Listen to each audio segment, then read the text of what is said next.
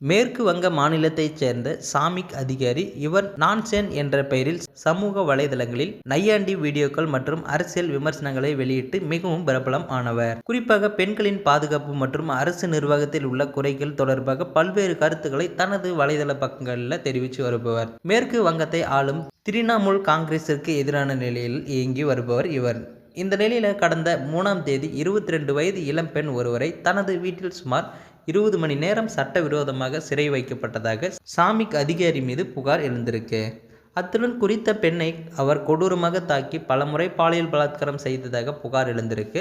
அதன் அடிப்படையில் பெஹாலா போலீசார் கடந்த 4ஆம் தேதி அவரை கைது செஞ்சிருக்காங்க. பாதிக்கப்பட்ட பெண்ணின் உடலில் இருந்த காயங்கள் குறித்து மருத்துவ ஆதாரங்களை போலீசார் நீதிமன்றத்தில் சமர்ப்பிச்சிருக்காங்க.